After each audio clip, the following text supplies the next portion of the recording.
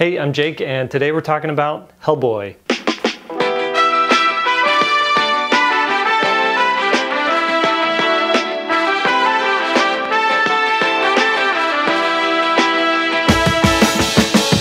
Now, if you want to write short comic stories, you need to be reading short comic stories, and it makes sense to me, but you'd be surprised at how many creators don't read the kind of things that they're trying to create. One of my favorite short comics is by Mike Mignola. He's the creator of Hellboy, and Hellboy is such a good resource for aspiring comic creators because since the book debuted in 1993, it has gone on to become one of the most successful creator-owned titles of all time. It's spawned movies, games, action figures, and even talismans.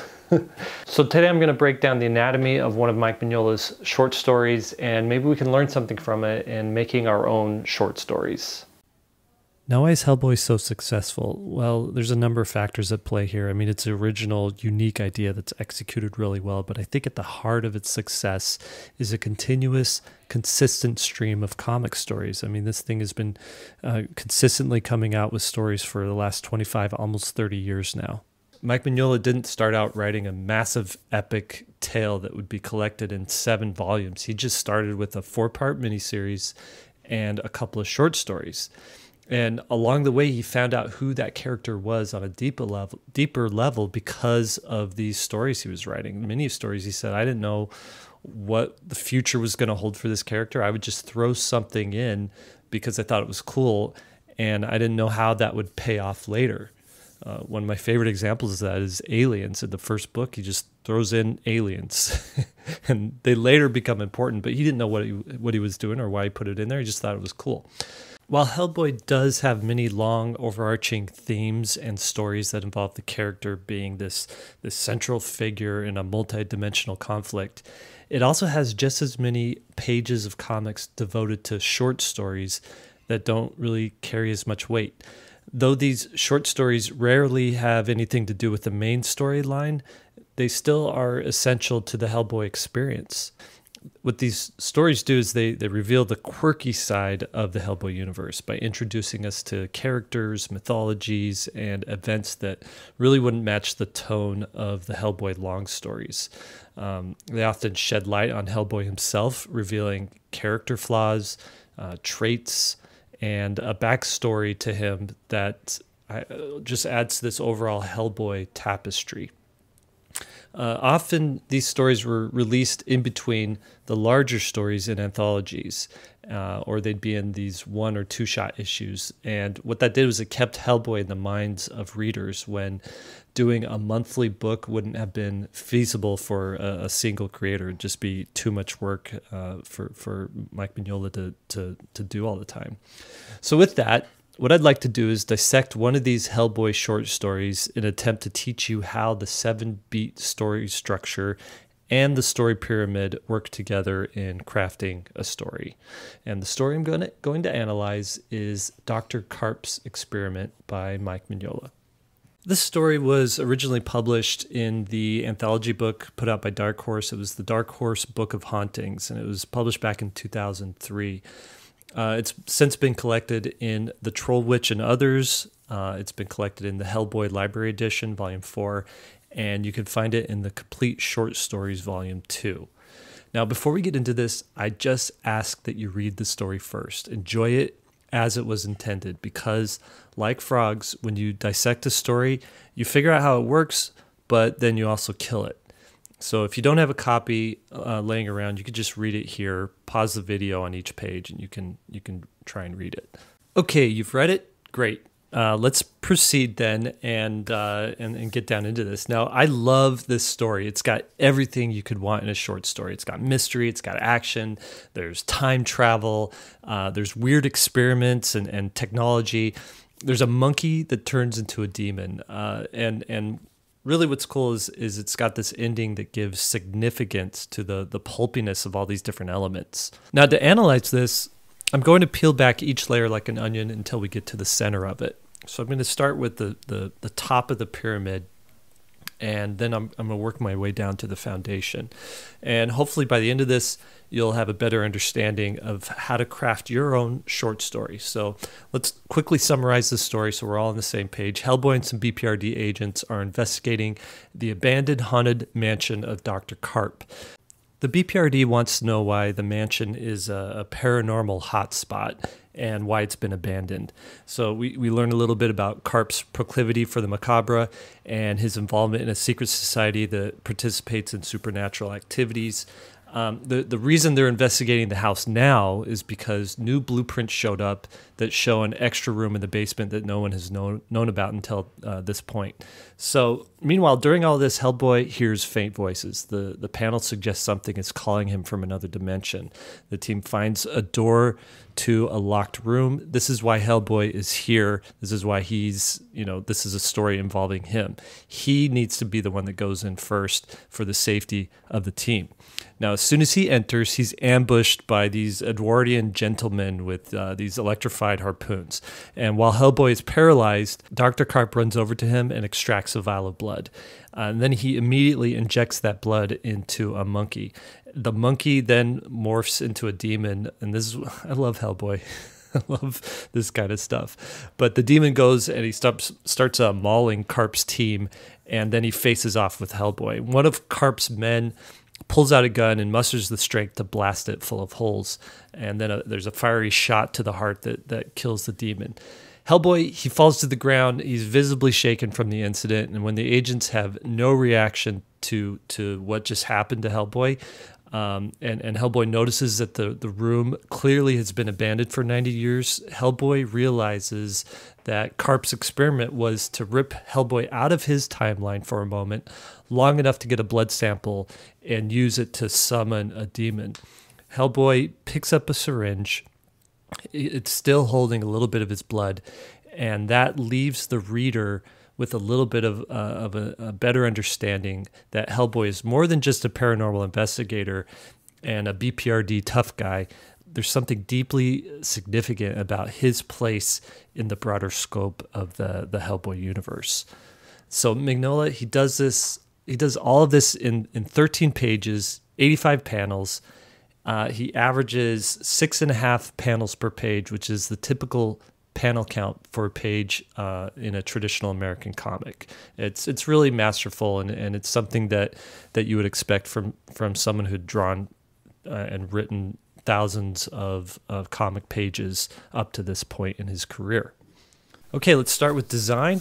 And the first thing I want to get into is composition. Now, Mike Mignola really made a name for himself in the comics community for his compositions and his rich, like inky black design work that he does. It's just beautiful, and this story is no exception. So he uses these rich blacks, he uses these compelling compositions to draw you into the art.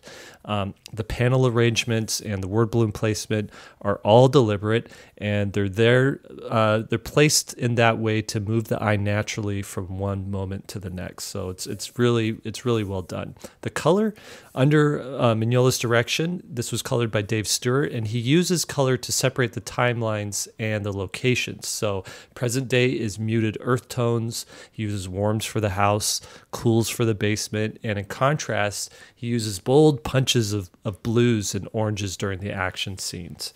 Now, style. Mignola's style, it ranges from detailed to low resolution, depending on what he wants the reader to focus on.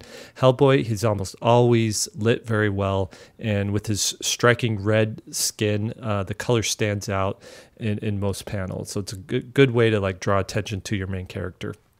It looks like Mignola did some reference diving, and he filled the house with all kinds of artifacts, collections, and relics. And what these do is they help shape the reader's understanding of who this Dr. Carp character is. So think about these things when you're designing your comic. Think about how color is going to play a role in it, how you can use color to accentuate the drama, how you can use panel layout to kind of move the characters or move the reader's eye through the pages, how you can keep focus on your main character.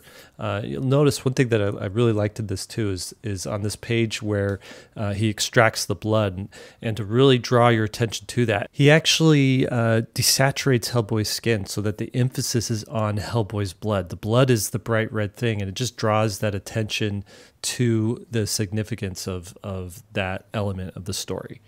Next up, plot. Of the 13 pages Mignola uses to tell the story, 5 are devoted to the first act, 4 are devoted to the second act, and 4 are devoted to the final act. Now with comics, you can use a panel to show an establishing shot, to show a moment of action, and to show an exchange between two characters. Larger panels, you could sometimes fit all 3 of these things. Smaller panels, you can usually only fit 1 of these things. So the amount of story you can actually tell on a page is directly tied to how many panels you could fit on a page. And like I've said before, for an American comic, it's 4 panels to 7 panels per page. So of the 85 panels that Mignola drew, 22 are establishing shots. Now that's high for a comic, but Mignola uses a bunch of smaller panels to focus on individual elements that might get lost in a larger panel. 40 panels are action moments, and 23 panels are used to show dialogue exchange between characters. Now let's break this down into the 7 beats. You remember what the 7 beats are: normal world, inciting incident, break into Act 2, midpoint, break into Act 3, climax, and resolution. All right, the normal world for our character, this is pages 1 through 5, and they show a typical investigation of a house. This is what a normal day for Hellboy looks like. However, a few panels and blocks of dialogue hint that something strange is about to happen. And then we have the inciting incident. Hellboy is confronted with the hidden room.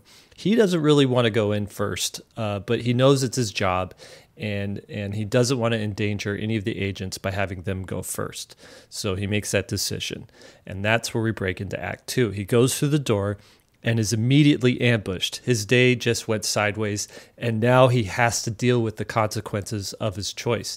He needs to get out of the situation because it looks like these guys are going to kill him. And then we reach the midpoint. And if you look at it, this is the actual middle of the story. If you were to probably count the panels and count the pages, it hits right there. At this midpoint, Dr. Carp extracts Hellboy's blood and injects it into the monkey. Then that monkey morphs into a demon, and that raises the stakes even higher. And that's where we break into Act 3. The demon comes after Hellboy, and Hellboy decides to take him on, and they brawl. And then we reach our climax. One of Dr. Carp's men shoots the demon. The time window closes and Hellboy falls to the ground, visibly like shaken. Now the resolution is Hellboy, he's back in his timeline, and he realizes the significance of the event and of this location. And that is these 7 beats broken down in just a 13-page story. They all fit, they all work in there. So when you're doing your story, think about how you could fit these 7 beats in your story, if your story even needs them. Sometimes stories don't, but if you feel like your story just doesn't have the oomph that it needs, go through it and see, okay, what am I missing in these 7 beats? Because they can be essential to writing a story. All right, characters. You can't have a good plot if you don't have good characters. Stories that engage us are stories about characters, and our 2 main characters in this story are Hellboy, and then secondary to him is Dr. Carp. Now, in this story, neither character has a change in nature, nor do they really inspire change in others. However, this story does reveal something significant about our main character's nature. Now, when you're figuring out your character, they should have an external want and an internal need. And sometimes we refer to this as the lie your hero believes. Your story may not get them to fully embrace the truth that they need to embody, but it can nudge them in that direction. Short stories offer only so much time, so do what you can in the space that you have. Now, Hellboy, just to tell you a little bit about him and his world, and how this short story fits into the bigger picture. Hellboy is a blue-collar type of everyman he's caught up in this crazy underworld of ghosts, demons, sorcerers, gods, and devils. He's he's that, but he's also the beast of the apocalypse, and his destiny is to usher in the end of the world. So you have these two opposing things. He just wants to be a regular guy, but he is not anything regular. And so Hellboy's stories, they always strike a balance between these two extremes. Every story either moves the main story along, forcing Hellboy into this beast of the apocalypse role, or it reveals something about Hellboy or the Hellboy world that we didn't previously know. Sometimes it reveals things about Hellboy that we didn't know. And in this story, Hellboy is playing his part as the everyman, but the purpose of this story is to remind him and us that he's no mere tough guy, he's something greater. Hellboy just wants to be left alone and have a normal life, but he needs to accept his destiny. So that's the difference there. There's the wants versus the needs. Now, our secondary character, Dr. Carp, he's there to just help Hellboy come to this realization, but he also acts as like this warning to the reader that just because you have a cool idea, it doesn't mean it'll turn out like you want it to. So for him, I guess the moral of his story is following your hubris can sometimes cost you your life, right? Now, when you're trying to figure out your characters, keep these things in mind. Give your character some sort of external want, something that's obvious. In this case, Hellboy, he wants to survive this interaction with a demon monkey, but his internal need is he needs to understand that he's more than just this tough guy. He is something bigger and more integral to saving the world. Character is really wrapped up in conflict, and that brings us to the base and the foundation of our story. And the reason I went so much into what do the characters want, what do the characters need, because character is how you embody the core conflict that you're trying to show in your story, that the reason to have this story. So let's talk about conflict. Now, there's two kinds of conflict that your story should illustrate. There's the internal and the external, and those are manifested, like I said, in the characters. There's a battle that your character fights on the outside that we can all see, but there's also a battle they're fighting on the inside that no one can see. These conflicts are a direct reflection of the thesis, antithesis, and synthesis of your story. Now, let's break those down and explain what those are. The thesis is the proposition. You establish that your character thinks like this, that they act like this, that they live in a world like this, that they're surrounded by people like this. That's the proposition that your story sets up in Act 1. Your thesis should then be followed by an idea that negates the first, that first idea. And that's your antithesis. It pushes back and it says, no, everything you know is wrong. Everything around you is actually like this. And so it's an opposing view. It's a different idea. The conflict of these two ideas bumping into each other, each forces a synthesis that reconciles both of these ideas, and it forms a new proposition that your character then needs to exhibit, that they understand or they're a part of, or somehow your story shows that this new proposition is the change that you're trying to illustrate. From here on out, I'll just refer to this idea progression as the triad. Now, when you're writing your own story, don't get too hung up on the triad of your story. It could be as simple or as complex as you want it to be or as you need it to be to tell your story. If on one hand you're telling a standalone story that has no connection to a larger universe you're creating, then this triad could be very simple. For example, a group of monkeys are hungry, but they've eaten all the low-hanging bananas.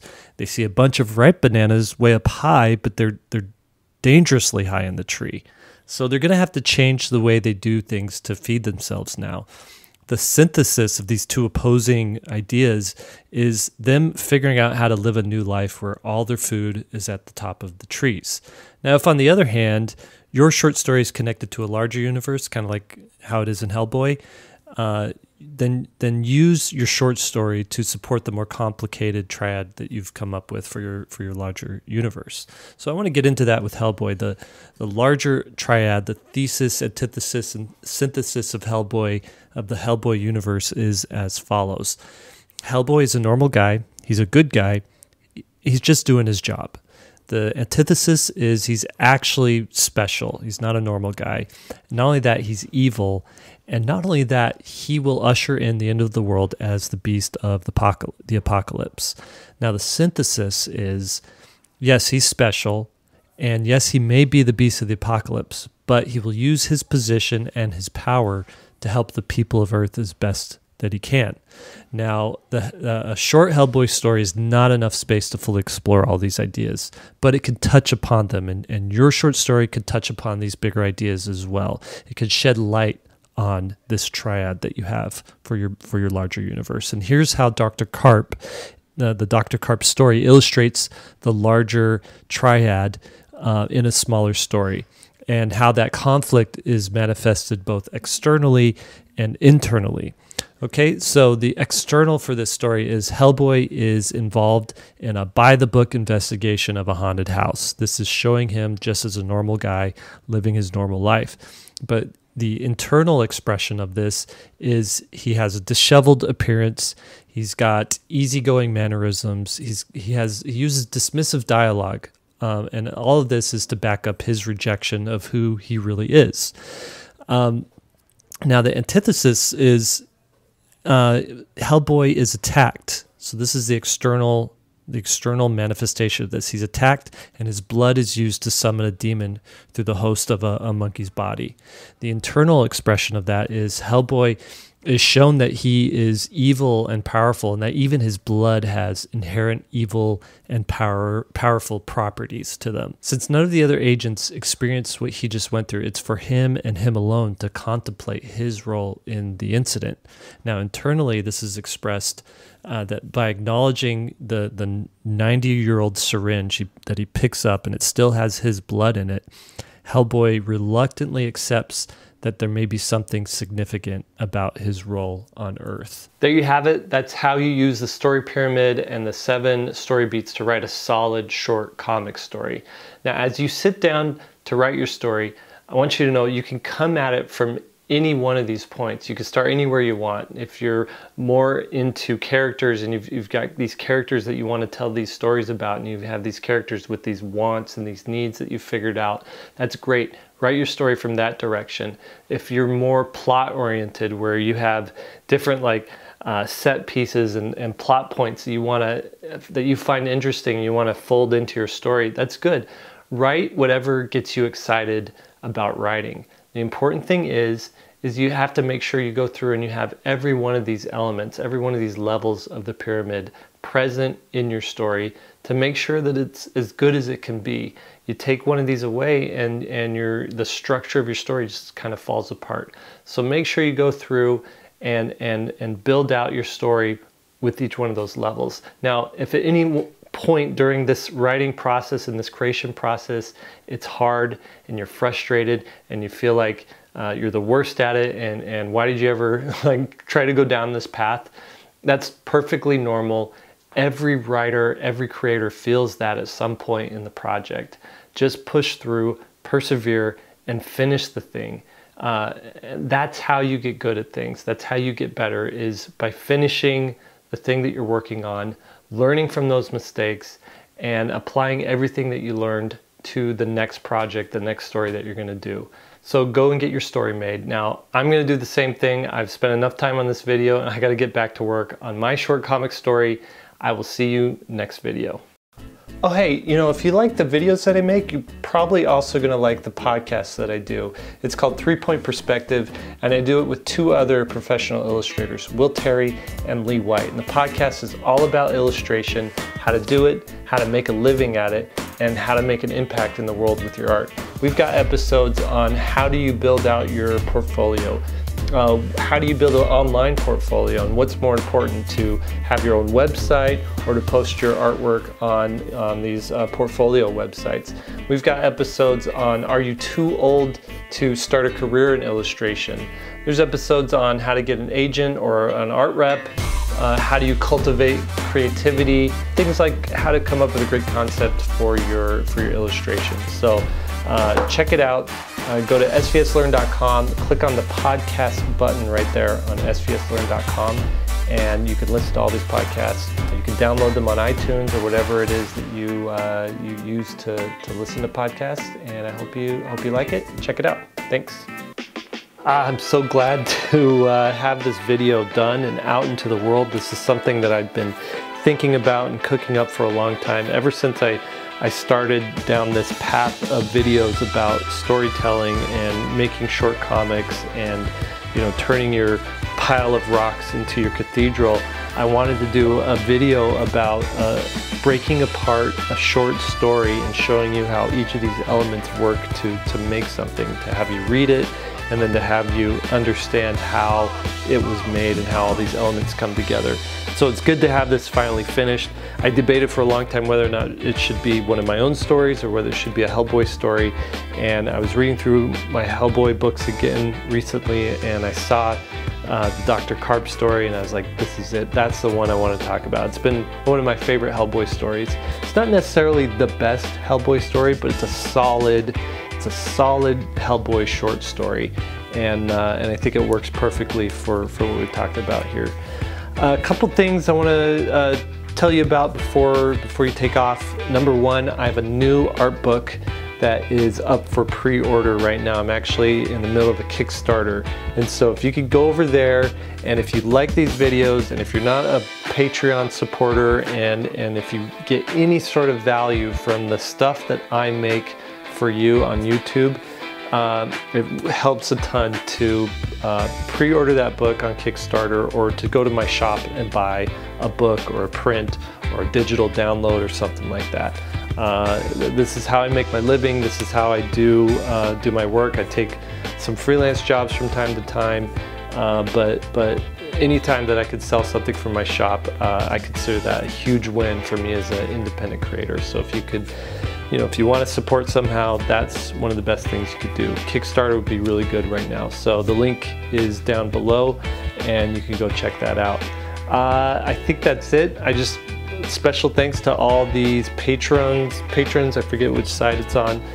You guys are incredible. Thanks for everybody coming out and supporting me there. What these patrons are getting, they got to read all the notes for this video today before it ever reached YouTube. They got to read through it and give feedback on it.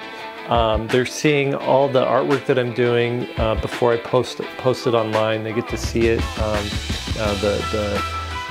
from sketch to final illustration. So there's a lot of cool stuff happening over on the Patreon. So if you want to become a patron, that would be super good for you and good for me as well. I think that's it. I'm gonna go to bed and try and get some rest.